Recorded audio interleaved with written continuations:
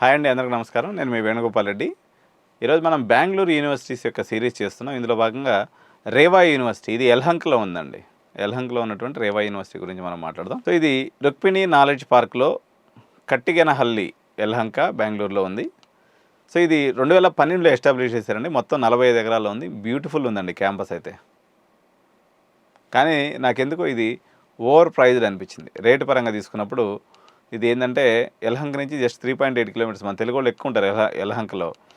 దానివల్ల NIRF ranking 51 to 100లో మధ్యలో ఉంది.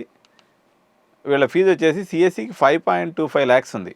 ఇక్కడ చూడండి, ఆర్వి యూనివర్సిటీకి 5.6 lakhs ఉంటే రేవాకి 5.25 లక్షలు, 5,25,000 ఎందుకు కడతారు ఎవరైనా? లాజిక్ లేదు కదా. నాకైతే లాజిక్ అనిపించలేదు. యూనివర్సిటీ బాగుంది, అంతా బాగానే ఉంది, but reputation is also matters కదా. ఆర్వీకి ఉన్నటువంటి రెప్యుటేషన్ ముందు, దయానంద్ సాగర్కి ఉన్నటువంటి రెప్యుటేషన్ ముందు, రామయ్య యూనివర్సిటీకి ఉన్న రెప్యుటేషన్ ముందు ఇది సరిపోదు అని అనిపించింది. కానీ యూనివర్సిటీలో అయితే ప్రాబ్లం ఏం లేదు. యూనివర్సిటీ చాలా బాగుంది చూడడానికి. కానీ ఒక రెప్యుటేషన్ మ్యాటర్స్ అనుకున్నటువంటి వాళ్ళు మాత్రం ఆర్వీకో లేకపోతే దయానంద్ సాగర్కి వెళ్ళండి.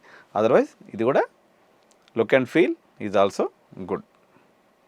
బట్ ప్రైజ్ అనేది ఓవర్గా పెట్టారు. ఎందుకంటే 2012లో అందరికన్నా ముందు యూనివర్సిటీ తెచ్చుకున్నారు.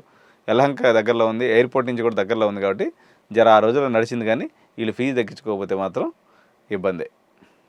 నాకు అట్లా అనిపించింది.